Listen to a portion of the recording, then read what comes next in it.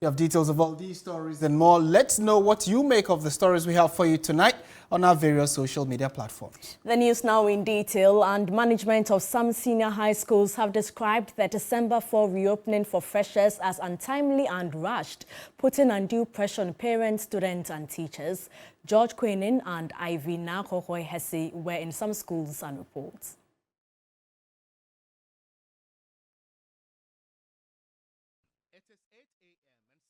Old Bettina Akakoti is reporting to school together with her parents. She selected Accra Girls as her first choice, where she intends to pursue home economics with aspiration to become a nurse in future. Just like every other parent on reporting day, they have to endure this queue. But her father is concerned about the limited time to put resources together. These 2 weeks, the provision we bought for them, how are they going to use them? They will come back again to collect another provisions again. That is our headache. Some parents who said the reported are done poured out their frustration because they are still not being attended to. I've been following up since Wednesday. I was even here on Saturday. I came here today as early as 6:30 a.m., but I've still not been attended to. As you can see, so you people, you are here. As you can see you. So somebody will leave the house and come here. Me am at Kaswa. Kaswa na mi fina mabaha. Eti up to now, one about yenwushe. There were those who took advantage to cash in. Accra Girls Senior High School had declared a 600 vacancy to the Free SHS Secretariat. The number could exceed despite limited resources. We should be given ample time to do all these groundworks, so that when we say we are starting classes, we know which classes they are going into. Assistant Headmaster Sebastian Akalinya Adama stated that with a limited time, the school can only provide orientation to students without effective academic work. They say we have to reopen today. Who are we to say no? We just have to do it and then hope that the reality will dawn on the powers that be. At St. Thomas Aquinas Senior High School, the process was relatively controlled. Eastern Regional Chairman of PTA, Joshua Tekbono, described this year's reopening for freshers as untimely and rushed, putting undue pressure on parents, students and teachers. I believe it has been a challenge because looking at the time the results were released and the time for the reopening, we believe they could have given us some more time. This is a struggle parents are going through in order to enroll their wards into institutions they've been placed into, and this cuts across in other second cycle institutions across the country. Josh Quinn, TV3 News, Accra Girls. Like many senior high schools, the registration of first-year students at the Mfantipim School in Cape Coast in the Central Region was seamless. Through a dedicated online portal, the school set up registration desk to easily verify data of students and assign them dormitories. Some students and parents who spoke to the news team hailed management of the school for the smooth process. As early as 7 a.m., the entrance of many schools were choked. At Mfantipim School, the news team observed that a dedicated online portal had been created to speed up the admission process. The process included verification of data and allocation of dormitories. For us, we are doing our registration online. So once you are placed here, give you a link, you go there, do everything there. So as you are coming, you will come and submit your forms. And that is very easy to do because either go to the dormitories or the assembly hall, just submitting the filled forms, and that's it. From tomorrow, we're going to have orientation. That's why they will teach them what to do here and how to do our own things. Parents expressed satisfaction with the process. My son was awarded general science, and we just got in about some 15-20 minutes now. And the process is quite smooth. We here do the registration. I guess when we are done here, we'll go to the administration and get the whole process started. And it's quite smooth here. The situation was different at the Holy Child School. The manual process of registration left many parents and their wards frustrated. And I think most of them should join. It's very, very slow, and it's getting irritating. And some people too are crossing here and there, and I think something must be done. The network is very bad, but everything is moving on smoothly. There should have been indication on the placement that parents should have gone to their various schools, and then perhaps asked of how to get the admission forms and so forth and fill and so forth. There wasn't any indication of that sort. And in the Ashanti region, the introduction of a standard and uniformed prospectus by the Ghana Education Service has been lauded by parents. They say the removal of some items has helped cut costs they would have hitherto incurred.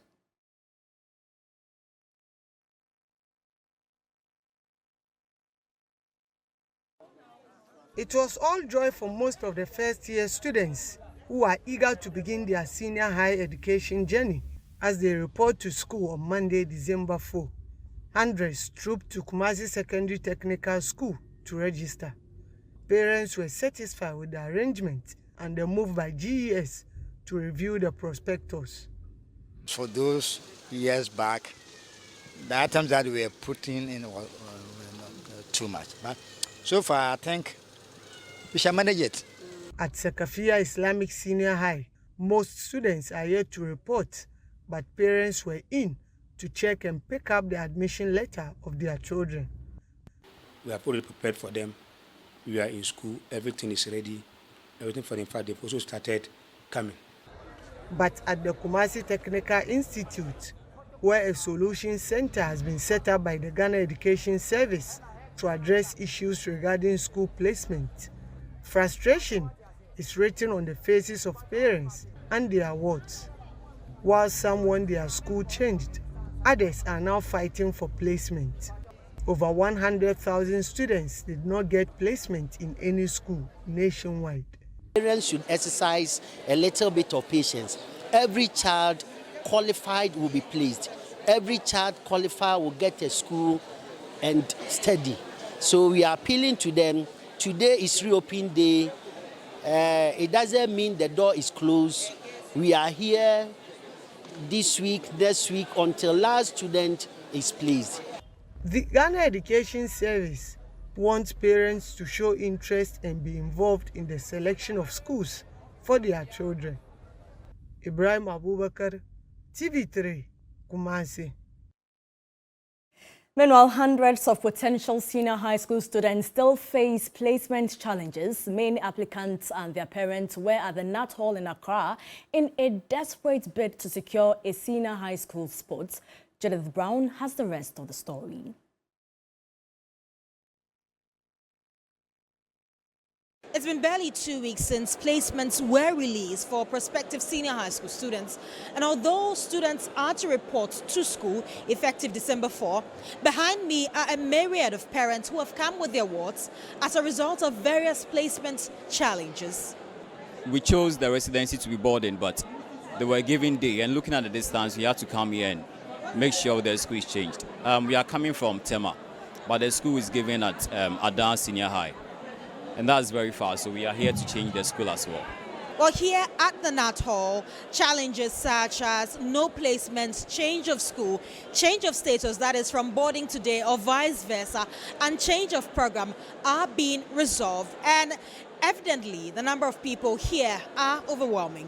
Well, despite the fact that there are no continuing students in school as of now, and amidst the various challenges you can see here at the Nat Hall, students are still supposed to report at their various senior high schools today. Some here believe that this is unfair. You cannot say you've released the results last Tuesday that just passed, and you expect us to go to school just today.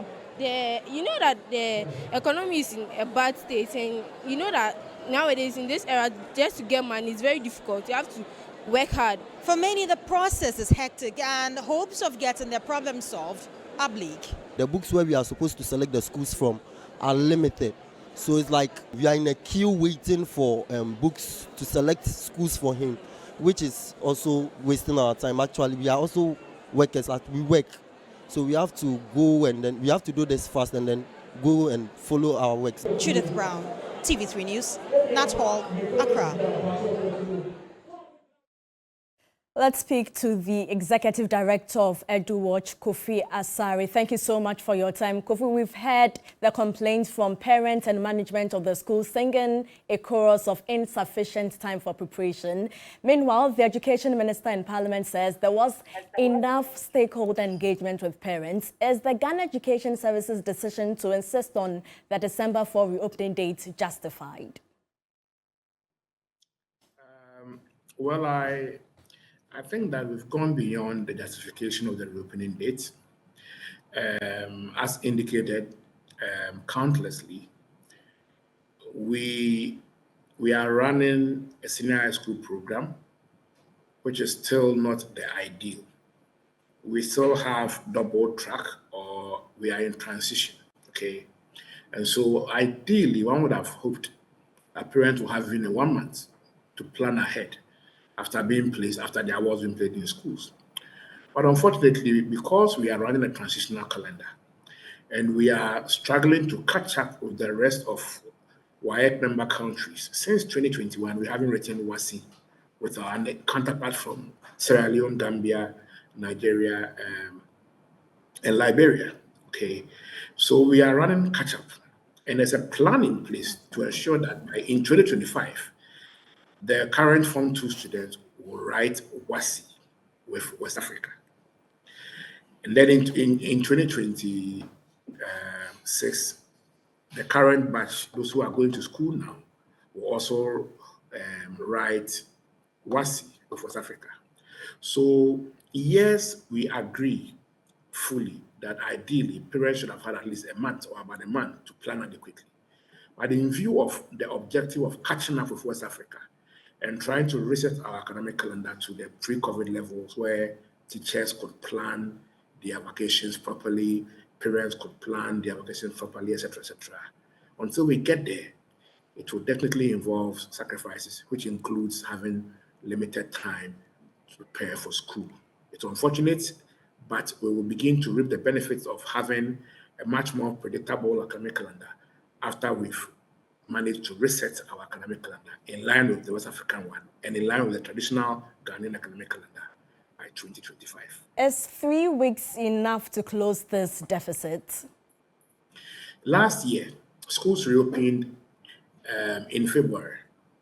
Okay, schools reopened I think on 20th February. That was the reporting date. So if we are reporting on 4th December this year, it tells you that about 6 weeks deficit has already been chopped off. And that's a significant gain we must be proud of. Between 20th of February to 4th of December, it's actually almost 2 months. Almost 2 months. And we must be proud of the gains we've made. That's why I'm saying that we are all sacrificing. But by 2025, when we are able to start our academic year in September, and write WASI in June, everybody will have a much more predictable academic calendar to plan with, especially our teachers who have been working under very, very, very stressful circumstances, especially those who are teaching certain subjects in double track schools, and also parents. But until then, we must appreciate that the main beneficiaries of resetting our academic calendar to the pre-COVID levels will be the students themselves. All right, Kofi, thank you so much for your time. And Kofi Asare is Executive Director of the Africa Education Watch. In a related development, the Education Minister, Dr. Yao Osei Educhum, in Parliament earlier today justified the decision to allow the opening of senior high schools for first-year students less than a week after placement, in spite of a request by the Speaker of the House for an extension of the date. He told Parliament that there had been sufficient engagement with parents. Early on Monday, had directed that the Minister of Education, Dr. Yao Osei Educhum, reports to the House before it's 12:30 midday, or else he would be dragged before the Privileges Committee. Well, shortly thereafter, the minister zoomed into Parliament, readied himself to respond to the several petitions that had come to the Speaker and also to MPs who have called on him to rescind the decision of the Ghana Education Service vis-a-vis the Ministry of Education to have schools reopened on the 4th. But shortly after the back and forth, the minister came under heavy criticism. I don't believe that the Honorable Minister of Education will disrespect a house that he is a member of. But that's what he has done. Knowing that he has been summoned to appear before us today, what stopped him from waiting instead of asking his PR unit to issue that counter statement, which put Parliament on a collusion course with his ministry? I thought that show of power, that flexing of muscles. The Honorable Minister is my very good friend, and he knows that one of my qualities is that I tell my friends the truth, and I tell them in their face. So I thought that the Honorable Minister will explain to us why he did what he did. If we have them, that they about 10% or 20% are reported, then we may have a cause to complain. But not when the students are already in school. Do we want the minister to direct the Ghana Education Service to now call the students that they should come back home and then we give another time for them? Mr. Speaker, this will lead to absurdity. I don't think we need to disturb the academic calendar, especially when the minister has said that we would want to go to the pre-COVID session. Well, eventually, the minister justified the reason why he had to insist on the reopening of the schools on December 4th. As at the time of placement release, 477,772 candidates, representing 81.56% of the students who qualified for placement were automatically placed. For the first time, the Ministry of Education, with its relevant agencies and stakeholders, developed a national harmonized prospectus for all senior high school and TVET students. And the same was published in the Daily Graphic on November 15th, 2023. The purpose of the publication was, among other things, to give parents ample time to buy the prospectus items and get their works ready for school on December 4th, 2023. Since the introduction of the double-track calendar in 2018, a lot of teaching and non-teaching staff have been employed to lessen the workloads in our schools. As a matter of fact, the majority of teachers are only at post when a particular track is in session. So, Mr. Speaker, it cannot be true that all teachers have never had any rest since the double track was introduced, as alluded to by my honorable colleague. The Speaker of Parliament then indicated that there was little that Parliament could do. We can no longer insist that the 4th December date be shifted to the first week of January. That is, that today be shifted when the students are in school to the first week of January. We'll take it as it is, but we'll ask the ministry together with GES to take this into consideration and not to insist that the students and parents should comply with some of the requirements within this shortest possible time. They should give them enough room to be able to fill in seamlessly so that we can have a smooth academic year. Komla Kluche, TV3 News, Parliament House, Accra. Away from Parliament, let's head to the court where the Office of the Attorney General says it is determined to combat illegal mining through effective prosecution of its perpetrators. The declaration by the Deputy Attorney General and Minister of Justice, Alfred Tuah follows the Accra High Court sentence of Chinese national Aisha Wan to a 4-year and 6-month jail term for various mining offences. Aisha Wan was slapped with the charges of undertaking a mining operation without a license, facilitating the participation of persons engaged in a mining operation, illegal employment of foreign nationals, and entering Ghana while prohibited from re-entry. She admitted to the offense of entry while prohibited from doing so. For the other offenses, she maintained her innocence, causing the state to call more than 10 witnesses to prove the case. The court concluded that the evidence shows she had engaged in illegal mining and destroyed the environment. It also noted that she had not been truthful, as she had at various times used different names and referred to different men as her husband. She was therefore sentenced to serve a 4-year, 6-month jail term. She's also to pay a fine of 48,000 cedis and is to be deported after serving the term. Deputy Attorney General Alfred Tuayeboa is satisfied with the decision of the court. If you arrest someone and you charge him for committing an offense some time ago, if you are able to prosecute him successfully and he's to be sentenced, the sentence then should be the sentence that you can use. You cannot use the new regime. And so far the sentence then was to the fact that the maximum of 5 years, we think that's the right position of the law. We can also not amend our constitution at this stage, but that's the law even worldwide. At the time they commit the offense, the punishment there is what you are supposed to be given when you are convicted for that offense. We are aware of it. That's why we came to court, and we knew that the maximum that we could get would be 5 years. He maintained his office will go after other illegal miners. She's someone that has gotten her name in the media a lot. Today, she's come to the end of the road. We're able to successfully prosecute her. She's going to spend 4 years, 6 months in custody. It should be a lesson to the others that you may be engaging in illegal mining, but when your time comes, the law will deal with you in accordance with what we've had. So it's a fight that we have not won.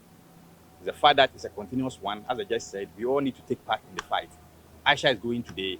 The next time we come to court, if others have committed similar offenses, they also have their day in court. The High Court is still handling the case of 4 other accused persons who are also facing various mining offenses and are actually alleged to have been employed to engage in illegal mining by Aisha Wang.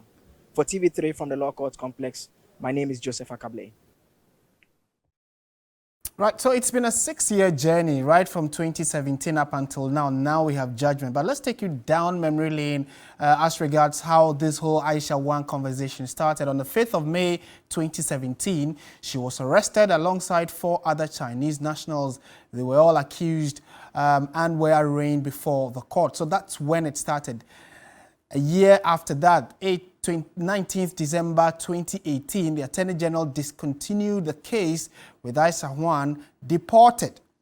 Now, that's another issue of concern where many are saying if she's going to be deported after her current charges, what then will happen? What's the justification she wouldn't come back?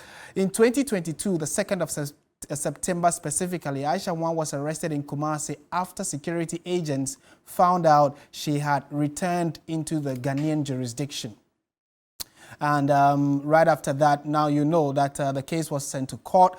The Attorney General asked for the docket himself, has gone through, and then finally now there is judgment. So we'll keep a very close eye on this story and subsequently keep you posted. In more news tonight, Kempinski Gold Coast City Accra has held its 6th annual Christmas tree lighting ceremony, marking the hotel's tradition of welcoming guests into the holiday season. Participants were delighted by the Christmas tunes from students from Roman Ridge School, Papillon Band, and Mana Mission Choir, among other attractions. The Dean of Diplomatic Corps in Ghana and Lebanese Ambassador, His Excellency Mr. Maher Kerr, adorned the hotel with the first light of the Christmas tree. It is really a beautiful occasion as we come together not only to celebrate the holiday season, but also to get some solace, strength and hope in face of this time, challenging time that hit our world. General Manager for Kempinski Gold Coast City Accra, Hano Bakov, emphasized that the tree lighting marks the start of the festive season. Everybody who's invited here tonight is part of our success at Kempinski Hotel Gold Coast City Accra. So we would like to say thank you to the community, to the ambassadors, all our partners, all our clients and friends who have been supporting us over the last 11.5 months. Kempinski Hotel Gold Coast Accra City is offering a range of festive packages for customers to choose from.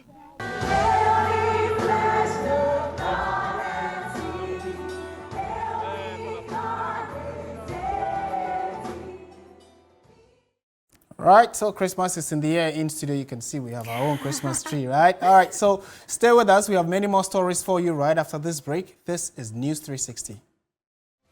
It's now time for the latest in the world of business news with Michael Ododu. Michael, we have issues with people evading payment of exactly, their loans. and you know, these are some of the features when the economy isn't doing too well. But at least the banks are saying do well not to be a part of it. Okay.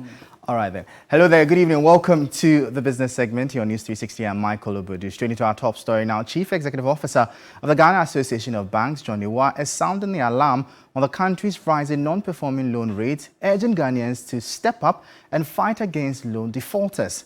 Bank of Ghana's recent report shows rate of non-performing loans is on the rise. Mr. Iwa laments the situation does not promote economic growth and development.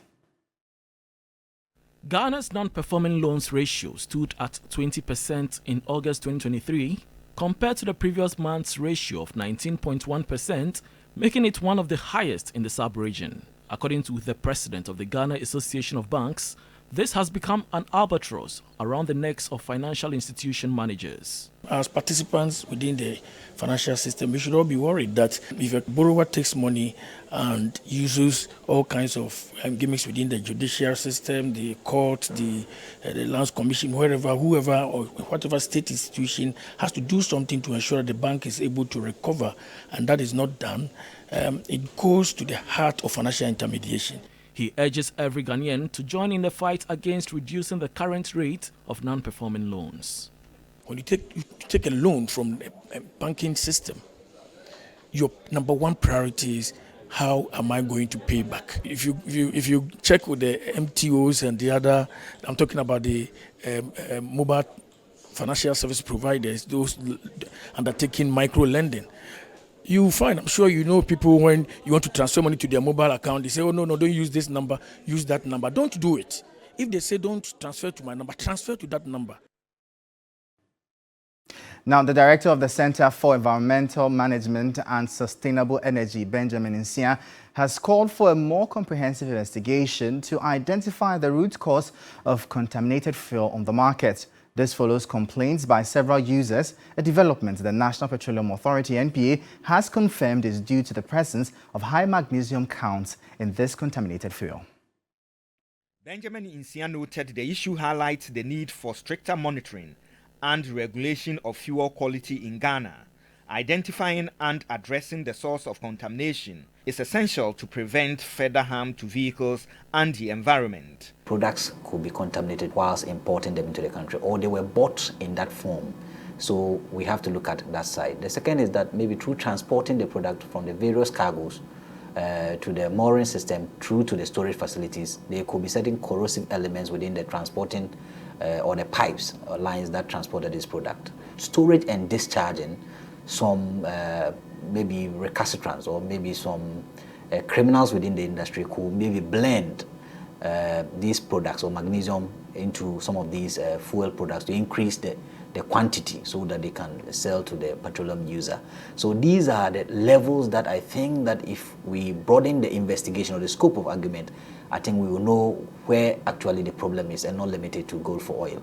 He has urged the NPA to disclose the names of all oil marketing companies found to be selling contaminated fuel. This transparency, he believes, is crucial for protecting consumers and ensuring the integrity of the downstream petroleum sector. Most of them are complaining about certain particular OMCs. They've created this perception about the industry selling contaminated products. But if MP had mentioned the individuals or OMCs involved, at least consumers will begin to shy away from these OMCs and begin to buy quality products from other OMCs. It leads to discipline within the petroleum downstream so that those who are involved will stop doing that. I think NPA must come clear and mention the names of the OMCs who are involved. Now, the director of the Institute of Statistical, Social and Economic Research, ISE, Professor Peter Quartey, has raised concerns about the transparency regarding the proposed import restriction bill by the Minister of Trade and Industry, Katie Hammond. Although he is not against the importation of certain commodities, he thinks the restrictions means should be checked as it may encourage rent-seeking behavior by people in authority. We should be stimulating local production while at the same time restricting how much we import. But the mechanism for me is what I find wrong, that we are going back into the import licensing regime where we set up a committee to restrict. No, I think the Bank of Ghana has the powers using this allocation of forex to priority areas, can allocate through the commercial banks some of its forex to import those commodities that we are not able to produce locally.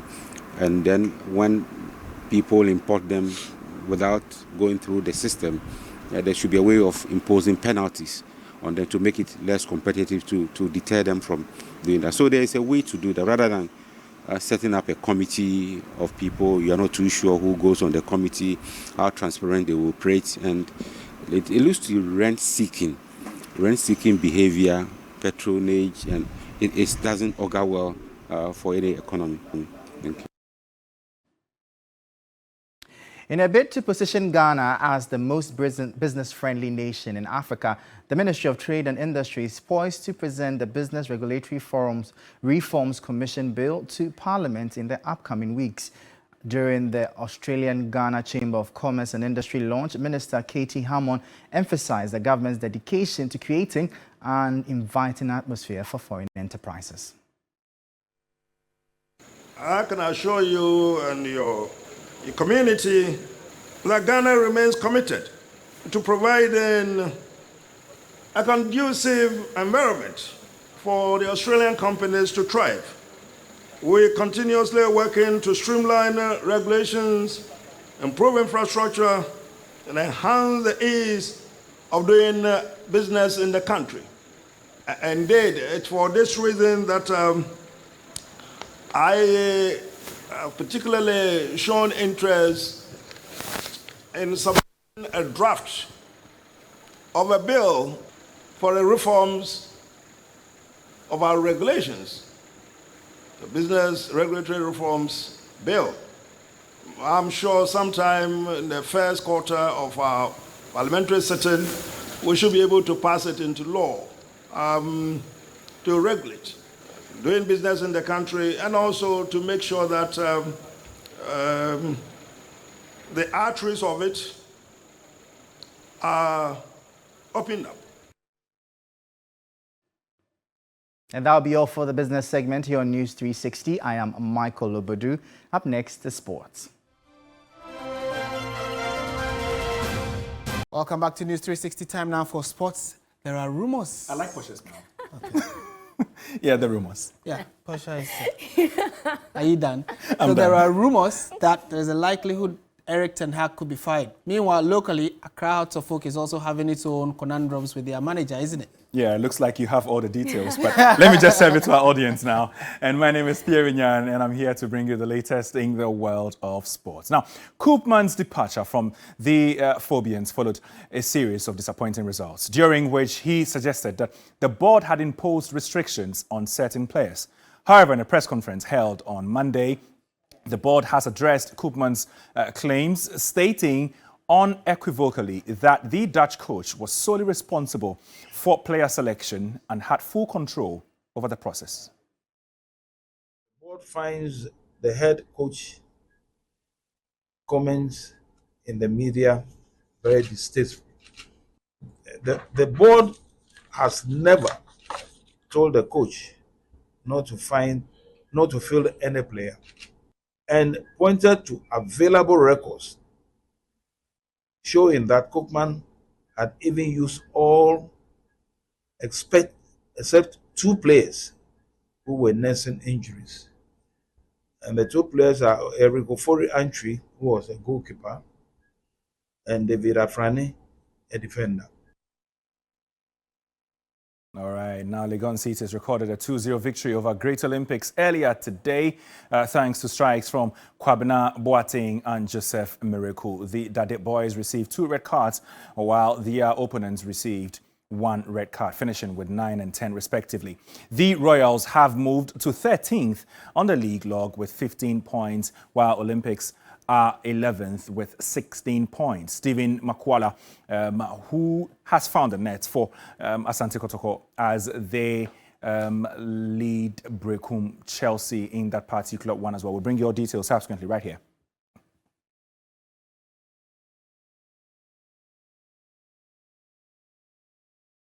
Now, when the Black Queens walk onto the pitch in Namibia on Tuesday afternoon, they will be 90 minutes away from securing qualification to the 2024 WAFCON after missing out in the previous edition. 3 Sports' Frankie Champon tells the story on how Ghana's female national teams have been, on a resurgence in recent months. Women's football in Ghana has had some torrid times. The Black Queens failed to qualify to the Tokyo Olympics and the Women's Africa Cup of Nations in 2022. The Maidens were banned a year ago from competing in the next 2 editions of the World Cup for age cheating, whilst the Princesses exited the Under-20 Women's World Cup for the 6th successive time in Costa Rica last year. However, the past few months have seen a resurgence. The ruthlessness of the Princesses as they chase a 7th successive World Cup appearance and the flawless run of the Queens through the Olympic and WAFCON qualifiers have brought urgency in the way these teams fare now. The Ghana Under-15 schoolgirls team have taken a cue from the other teams, claiming silver in the 2023 WAFU Zone B African Schools Football Championship. The Black Queens are spearheading the recent resurgence. After several rollercoaster performances, they seem to have found their mojo. Bringing in Nora Hopto seems to have done the magic. She has led the team to some greater heights in a few months in charge. Against Namibia in the WAFCON qualifiers on Friday, the Queens showcased how fast women's football has developed, and on Tuesday, they will have the chance to qualify to the WAFCON for the 13th time in their history.